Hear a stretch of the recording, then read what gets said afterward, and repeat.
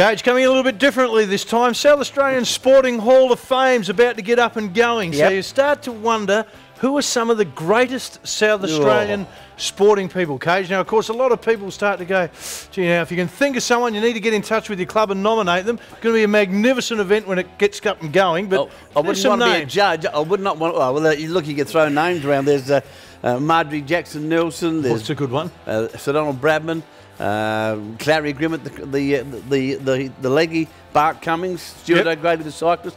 Like, there are names you could throw around, but to arrive at one who was the best ever. Woo. Oh, I don't think you go with the best ever. Then what if you had to nominate 5 or 6? What about a Barry Robran or a Russell Ebert, Sir James Hardy, Gillian Rolton? Yeah, the only problem with football, of course, is only played in this country, but Rolton and Marjorie and Nelson Jackson have done it on the international stage. All right, what about, I'll throw you this one, Cage, what about Jenny Cheeseman? She represented Australia at softball, netball and basketball, yet we don't hear too much about it. No, certainly would be a name that you'd throw up there for sure. That's an outstanding achievement. Can you throw Bradman's name up then? I mean, we say Bradman was great and he played against 4 countries. Well, you can so he doesn't fit into the group of people that have gone and played on the world stage. Well, no, but Stuart O'Grady, for example. Yeah, he has, but then again, Bradman played on uncovered wickets during his time playing for. Look, Bradman would have to be there. There's no shadow of a doubt, because that'll never ever be done again, averaging 99.94, and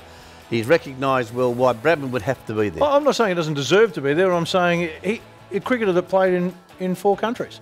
Well, so how do you compare that against a cyclist or a sportswoman that competes against 100 countries? That's a very good point, but you can only appraise a person's performance on who that sport is played against. Oh, good point. Well, then that brings Barry Robran back into it. That brings Russell Ebert back. Ian Chappell, Greg Chappell. Ian Chappell, Greg Chappell. I think there'd be a few cricketers in front of Greg and Ian, like Clary Grimmett and so forth. Look, it's a bloody difficult job.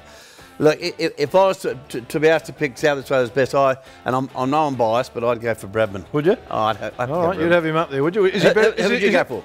I think probably Marjorie Jackson-Nelson. Cage, I think her accomplishments are greater than Bradman's. Wouldn't argue one moment. A wonderful person and a wonderful athlete. Oh, of course, you're one of my favourites, that's why I have to nominate her. And she's one of mine too. Well, I'm going to tell her you've got her behind Bradman. You'll be in a fair bit of strife, I don't mind telling you. But it is going to get up and going. It is going to be the best. When's this? No, I can't tell you all those different details, Cage. You've got to be kept quiet, but we're going to just give it a little push along. Beautiful. It's coming along. It's a great idea. It will be fantastic to have a South Australian Sporting Hall of Fame. Well, it's a long time overdue. Why haven't we had one before? Oh, it took some people with some energy to get behind it. There's a good group of people pushing it, Cage. Full marks to those people. Are you one of them? No, I'm not one of them. Okay, still full marks to those people.